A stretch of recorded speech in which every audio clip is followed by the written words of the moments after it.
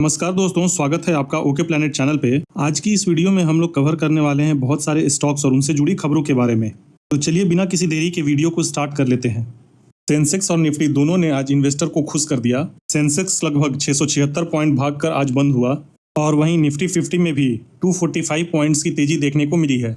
इस तेजी के पीछे 5 बड़े रीजन थे। पहला रीजन था जीएसटी रिफॉर्म को लेकर पॉजिटिव न्यूज का आना और दूसरा रीजन था यूएस और रशियन प्रेसिडेंट्स की मीटिंग से इंडिया पर टैरिफ्स का डर का कम होना।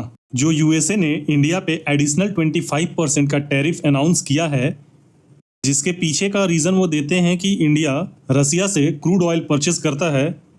तो जब से यूएस और रशियन प्रेसिडेंट के बीच में मीटिंग हुई है तो ऐसी उम्मीद लगाई जा रही है कि ये जो एडिशनल 25% का टैरिफ है शायद से यूएसए इसे डिसमिस कर दे। और तीसरे रीजन की बात करें तो आज एशियन मार्केट में भी अच्छी तेजी थी, जिसका असर हमारे मार्केट पे भी पड़ा। और नेक्स्ट रीजन की बात करें तो जीएसटी रेट कट की उम्मीद से ऑटो, कंज्यूमर ड्यूरेबल और सीमेंट जैसे सेक्टर्स में अच्छी खासी बाइंग देखने को मिली है। ओवरऑल ये सारे फैक्टर्स मिलकर मार्केट में एक पॉजिटिव सेंटीमेंट लेकर आए, जिनसे आज के रैली को आगे बढ़ाने में मदद मिली। और देखिए, द इकोनॉमिक टाइम की एक रिपोर्ट के मुताबिक बड़े ब्रोकरेजेस जैसे जेफरीज और मॉर्गन स्टैनली ने जीएसटी रिफॉर्म का एनालिसिस किया है।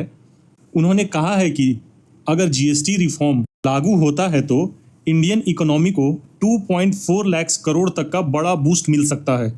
इस बूस्ट से आम जनता की खरीदने की शक्ति बढ़ेगी, जिससे ऑटोज, कंज्यूमर ड्यूरेबल्स और रिटेल जैसे सेक्टर को सबसे ज़्यादा फायदा होगा।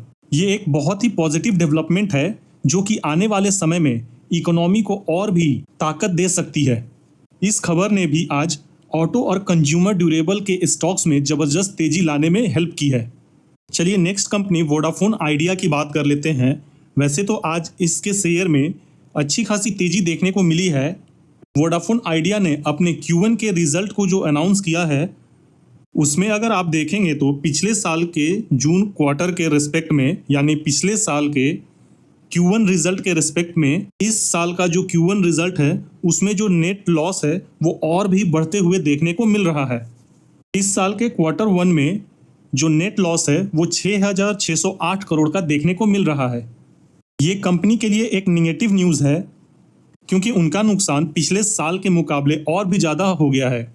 ज़्यादातर एनालिस्ट्स को इस लॉस की उम्मीद थी, इसलिए शेयर के प्राइस में इस लॉस का कोई भी नेगेटिव इम्पैक्ट देखने को नहीं मिला है।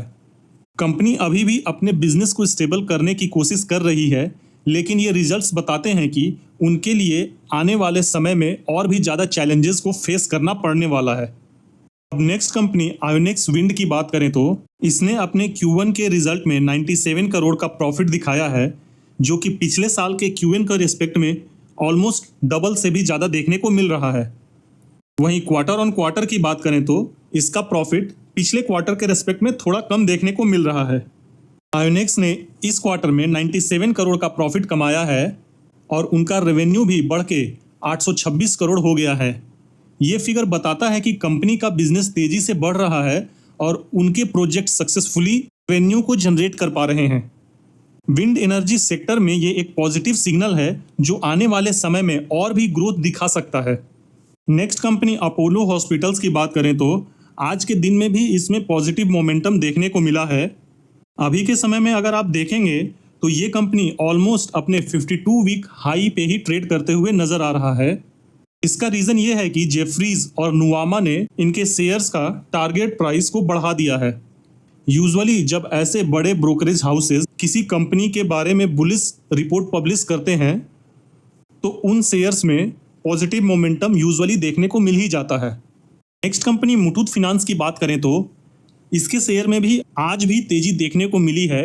Q1 के रिजल्ट आने के बाद से इसके शेयर में एक बहुत ही ज़्यादा पॉजिटिव मोमेंटम देखने को मिला है।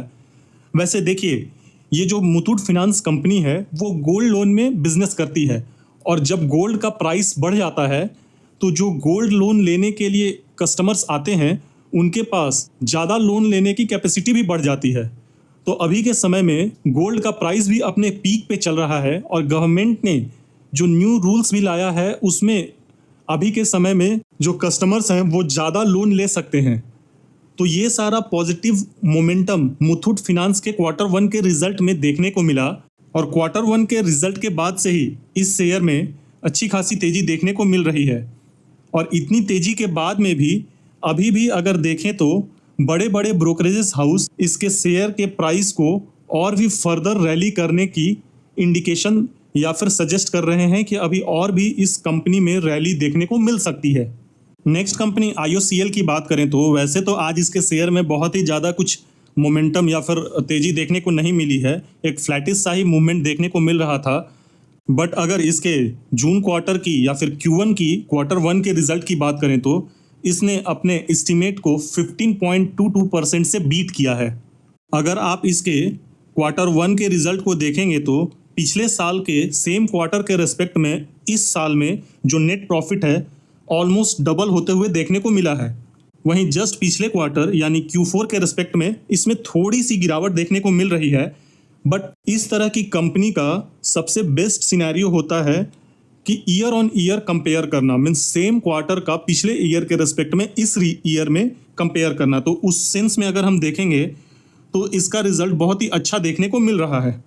और जब कोई कंपनी इतना अच्छा परफॉर्मेंस या फिर प्रॉफिट करती है तो इन्वेस्टर्स का कॉन्फिडेंस भी उस पर बढ़ जाता है।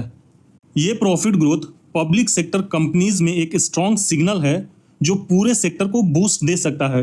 देखना पड़ेगा आने वाले दिनों में इस शेयर के प्राइस में इसके रिजल्ट का कैसा इम्पैक्ट देखने को मिलता है। तो मेरे द्वारा जो भी इंफॉर्मेशन इस वीडियो में दिया गया है जस्ट एजुकेशनल पर्पस के लिए है। इस इंफॉर्मेशन को किसी भी तरह से आप कोई भी शेयर को बाई या सेल करने का मेरे द्वारा दिया गया कोई भी रिकमेंडेशन के रूप में न देखें। आपको किसी भी शेयर में कभी भी बाइंग या सेल करना हो तो एक बार खुद से स्टडी कर लें या फिर आप अपने फाइनेंशियल एडवाइजर की सलाह जरूर लें। मिलते हैं किसी और वीडियो में। धन्यवाद। जय हिंद।